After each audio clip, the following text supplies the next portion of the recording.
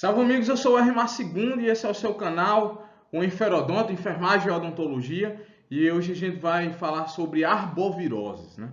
Arboviroses são infecções causadas por um vetor. Esse vetor é um inseto e a gente destaca as três principais arboviroses: dengue, chikungunya e zika vírus. Ambos têm o mesmo vetor de transmissão, o mosquito Aedes aegypti, que vocês conhecem.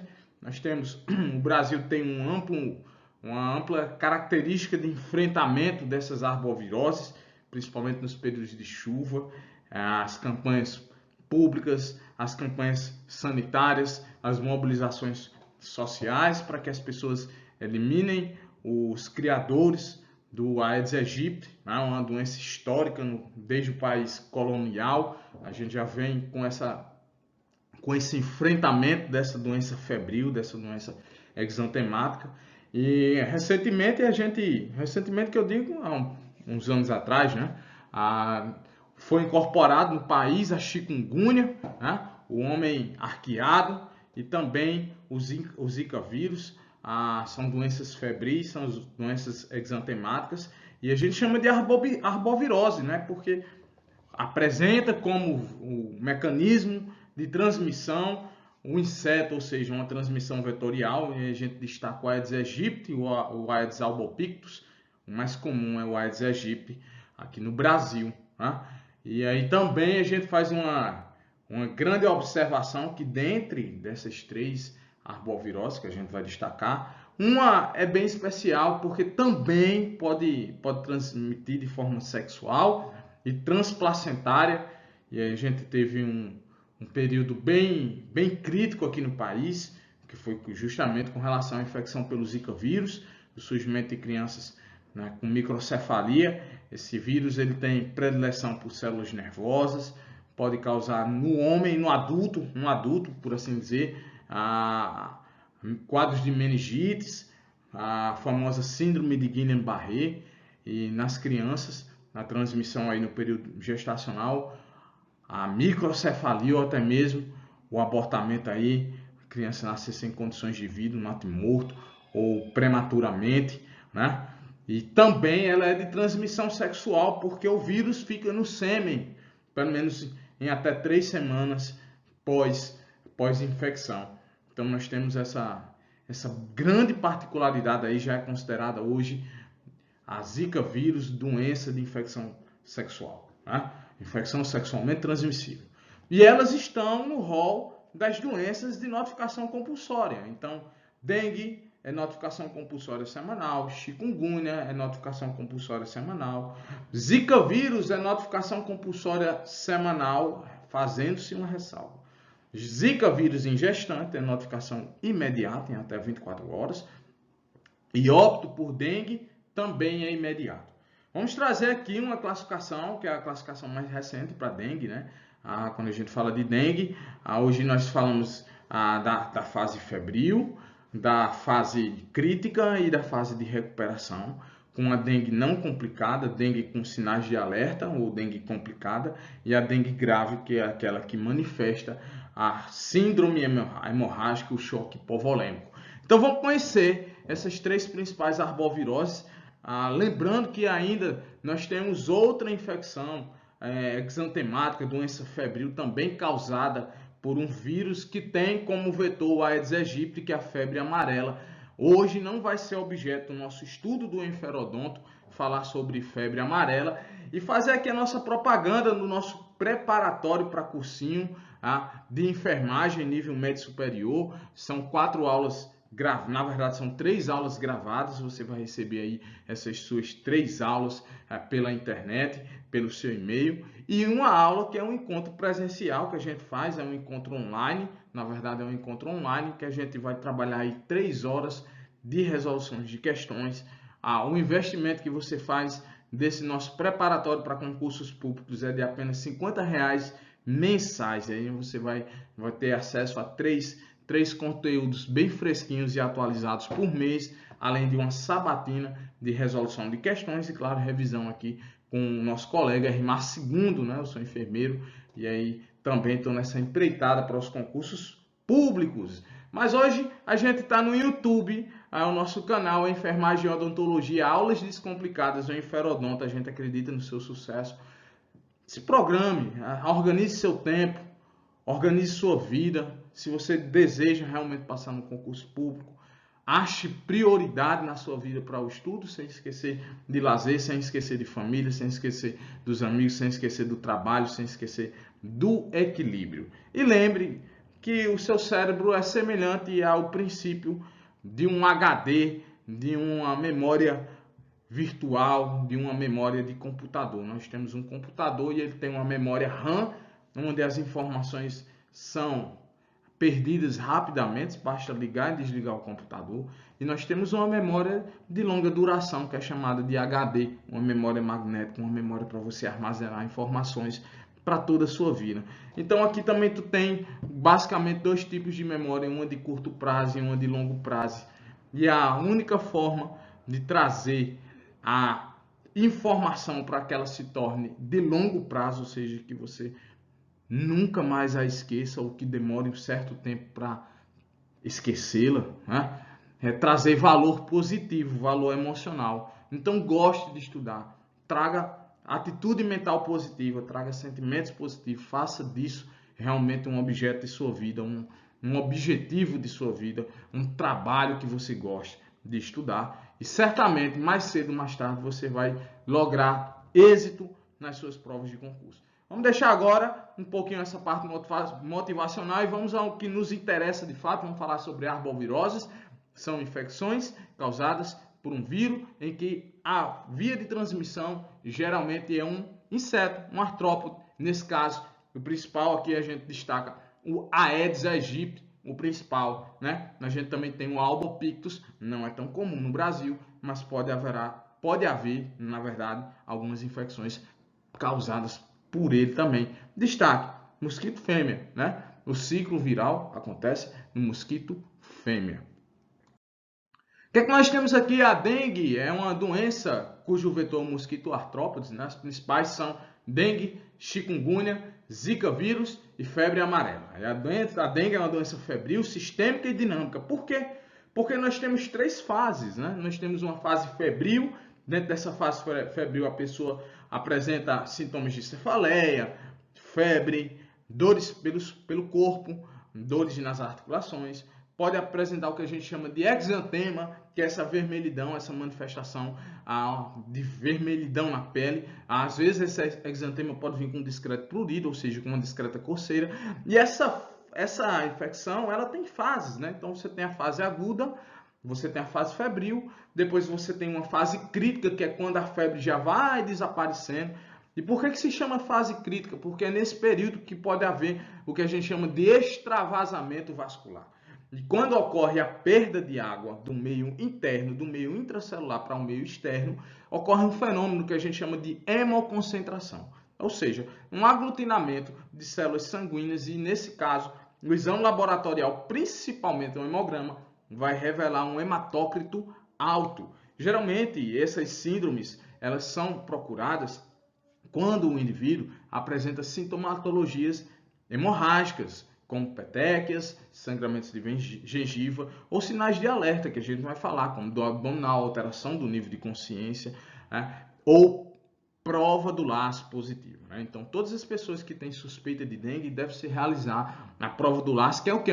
É uma intenção de hemorragia. Você vai verificar a pressão da pessoa, vai fazer uma média, que não é a pressão arterial média, você vai pegar a pressão sistólica mais a pressão diastólica e dividir por 2. Então, digamos que minha pressão aqui seja 12 por 8, que a gente chama, né? 120 por 80, 12 por 8. Então, ó, 120 mais 80 dá 200, dividido por 2 dá 100. Então, você vai pegar o manguito, né? O esfigmomamômetro, e aí vai inflar até 100 milímetros de mercúrio. E no homem, no adulto, você vai esperar 5 minutinhos com o braço da pessoa inflada. Na criança, você vai esperar 3 minutinhos. E você vai fazer um desenho, um quadradozinho, com um tracinho de 2,5 centímetros. Ou seja, você pega uma régua e desenha a aresta de um quadrado com 2,5 centímetros de comprimento.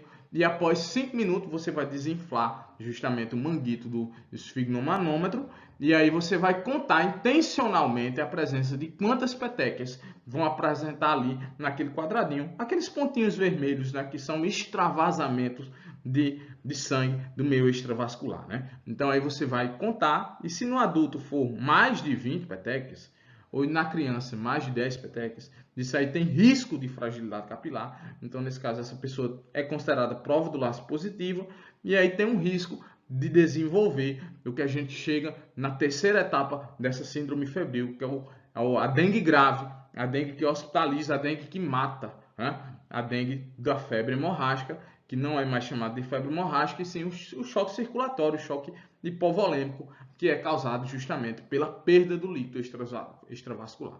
Então nós temos aqui que é uma infecção aguda, febril, dinâmica, sistêmica, que ela pode evoluir rapidamente, tem fases, né?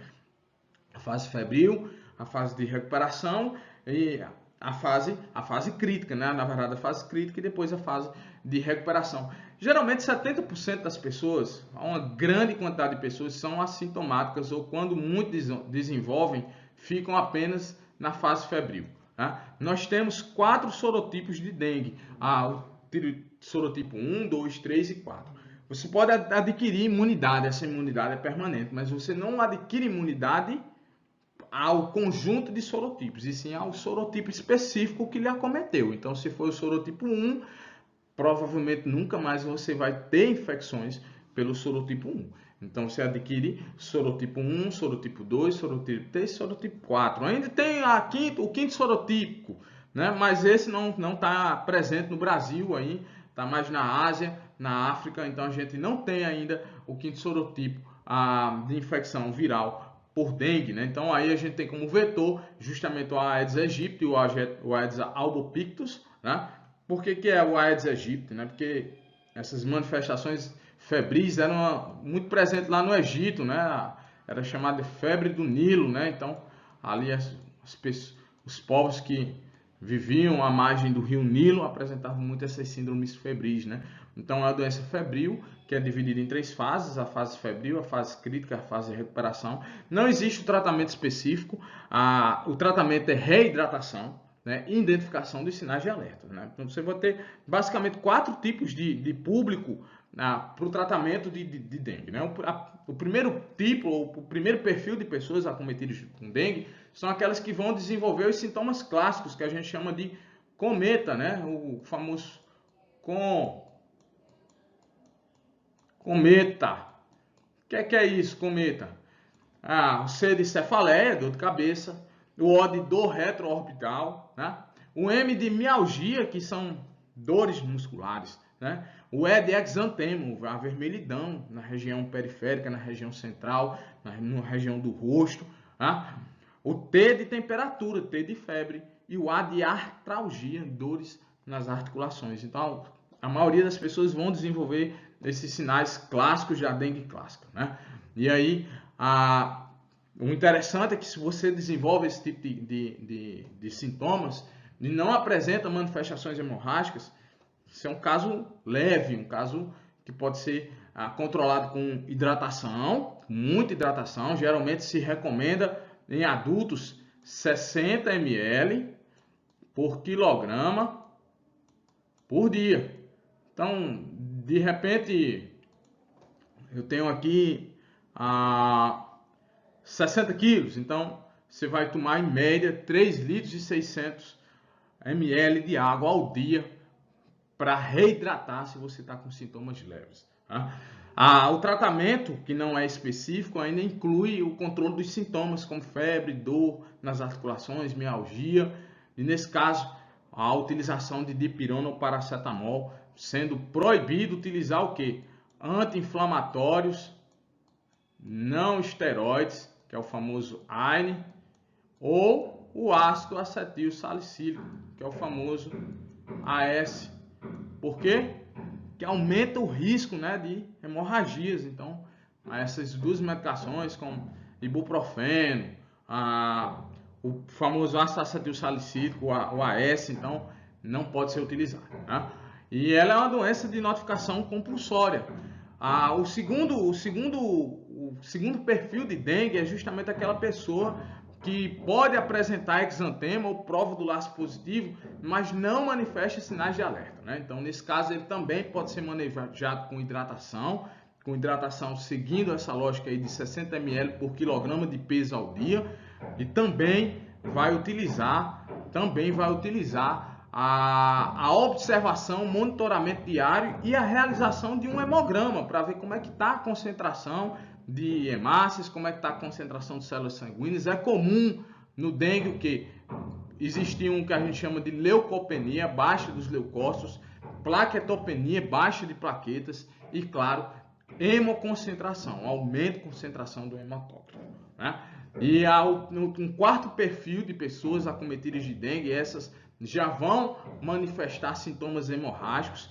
Dentre eles, a gente tem que atentar para gengivomorragias, epistaxis e, claro, acúmulo de líquido em órgãos afins. Então, pode apresentar dispneia, que pode estar relacionada a acúmulo de líquidos no pulmão, pode apresentar um edema abdominal, que a gente chama de ascite, acúmulo de líquidos na região abdominal, e pode desenvolver até mesmo acúmulo de água na região do pericárdio, né?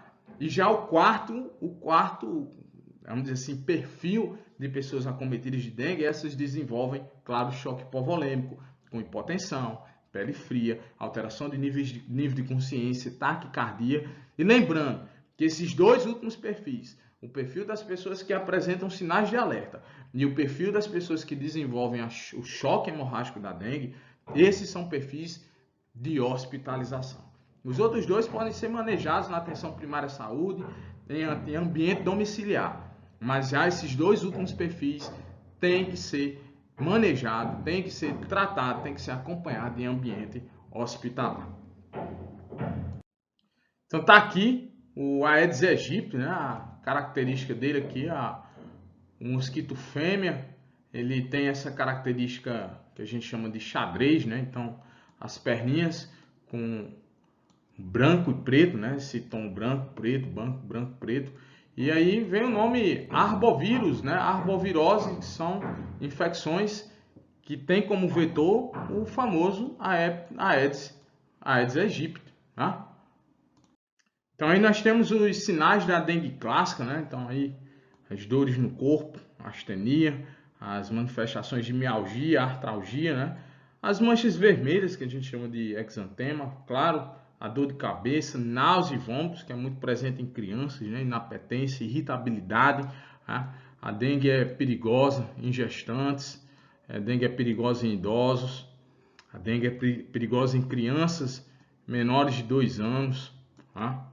E claro, pessoas com histórico de doenças crônicas não transmissíveis, né? E aí a gente destaca a fase febril,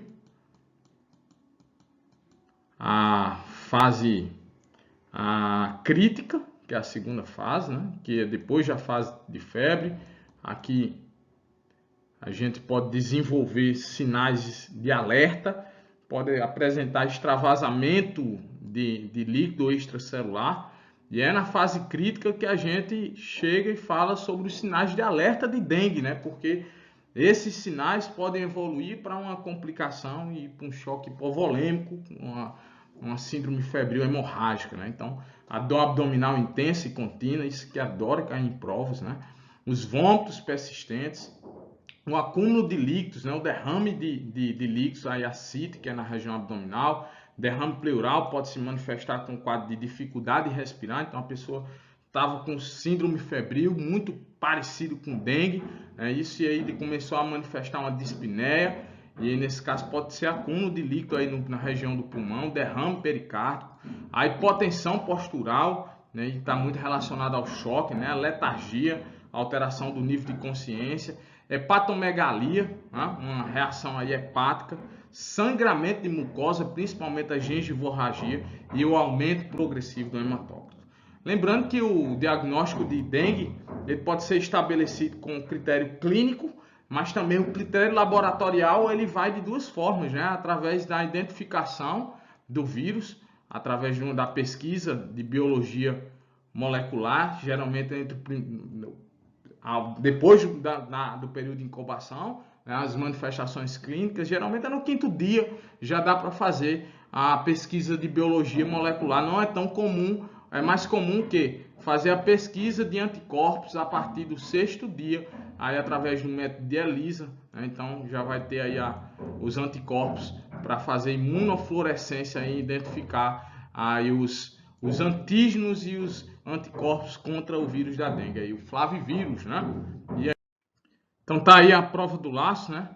Todas as pessoas que não apresentam manifestações hemorrágicas, mas que manifestam sintomas sugestivos de dengue, deve ser realizar essa prova do laço. Então, aqui você tem um esfigmomanômetro, aqui você tem um manguito, você vai inflar. Se for no adulto, vai inflar até 5 minutos. Se for na criança, vai inflar até 3 minutos.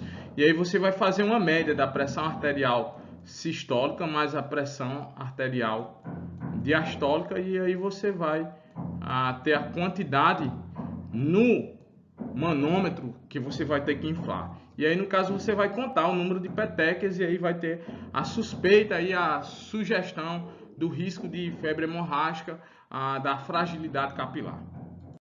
Falar agora de chikungunya, né? A nossa segunda arbovirose. Então, falamos um pouco sobre dengue. Vimos que ela é de uma evolução em 3 estágios: a fase febril, a fase de risco, né? E a fase de recuperação, a fase crítica, a fase de recuperação. Falamos sobre os sinais de alerta, né, da dengue. E é bom você destacar e levar isso debaixo do braço para suas provas de concursos públicos, de residência. Vamos falar agora de chikungunya, né? Isso quer dizer o quê? Homem arqueado, um homem entortado. Por quê? Porque ela é uma arbovirose, é uma infecção febril, mas a principal característica dela não é de fato a febre, sim o caso de dores poliartrálgicas, né? Essa artralgia crônica pode cronificar, na grande maioria das vezes cronifica, se torna até uma doença reumática, né? Pode causar deformidade em articulações bilaterais, então mãos, joelhos, tornozelos, dedos, a tenossinovite, né? A infecção dos tendões aí, isso é muito presente aí na chikungunya.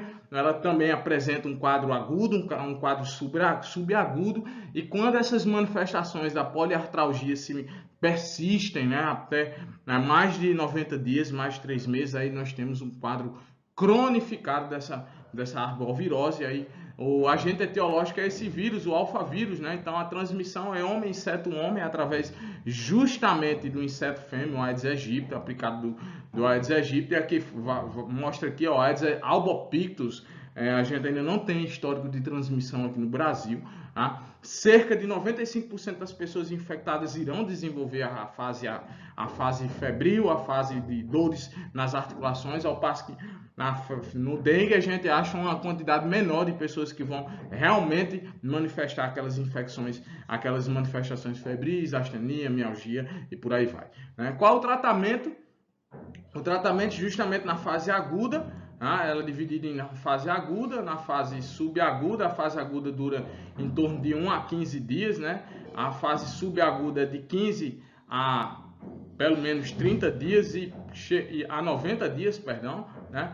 E passou de 90 dias, a gente já está na fase crônica da doença, né? Então, na fase aguda e na fase subaguda, o controle é justamente com antitérmico, com a dipirona, o paracetamol. As dores poderão ser tratadas com corticosteroides. Agora aí, quando chega na fase crônica, tem que entrar justamente com medicações até mesmo para controle de manifestações reumatológicas, né? Então, costuma até dizer assim, que na fase crônica está muito mais para reumatologia do que para infectologia, né? E aí nós temos como realmente o principal representante da chikungunya o vírus alfavírus, né? E é uma doença febril, porque na fase aguda 5 a 14 dias, na fase subaguda ou pós-aguda até 3 meses, e a fase crônica passou de 3 meses, e aí requer justamente um tratamento reumatológico, um tratamento mais específico. Essa cronificação pode passar anos e anos e até mesmo causar deformidades. Então, a principal característica diferencial do chikungunya para a dengue é essa presença de quadro de poliartralgia bilateral, né? Principalmente nos primeiros dias, nos primeiros 5 dias, pode haver até edema, mas ainda a gente observa o que? Febre, mas uma febre não de intensidade forte, uma astenia, uma cefaleia, umas dores pelo corpo, mas de fato a principal característica do chikungunya é a poliartralgia bilateral, aí pode haver até edema de articulações. E a gente mostra aqui com os principais sintomas, ó, um edema aí da articulação aí, um edema das mãos, né, forte dor muscular, dor de cabeça constante, fraqueza, as dores nas articulações, né, o corpo, coceira, a coceira não é tão intensa quanto no Zika vírus, a gente vai mostrar que o prurido realmente é mais intenso no Zika vírus do que na dengue e justamente no chikungunya, né? E pode haver o que aqui, ó, também, dores nas extremidades das mãos e nas articulações dos pés. Então, o Zika vírus aí, dentro dessas 3 arboviroses, é a única que realmente tem transmissão placentária, transplacentária e transmissão por sêmen, né, por via sexual. Aí os homens transmitem até 3 semanas pós-infecção. Então, as principais características do Zika vírus é apresentar uma conjuntivite não purulenta, ou seja, não tem produção de secreção, mas os olhos vão ficar avermelhados, pode ter sensibilidade à luz e, claro, resto cutâneo, ou seja, aquele prurido, aquele vermelhidão com coceira, né?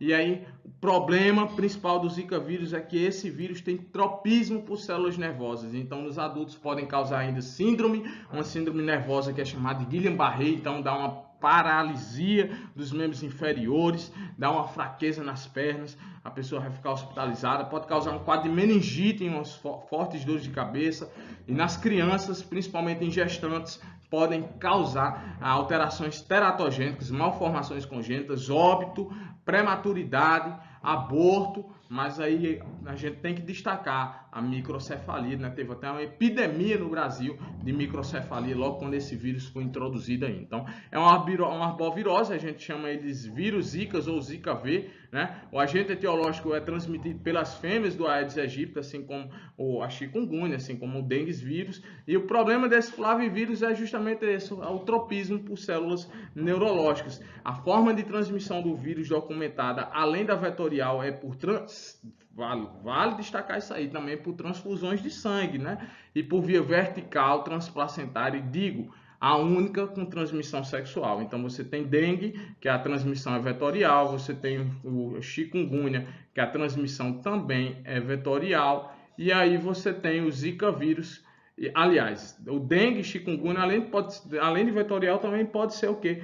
Através de transfusões, né? E aí você tem o Zika, que tem essa questão aí transplacentária e também é considerado uma infecção sexualmente transmissível.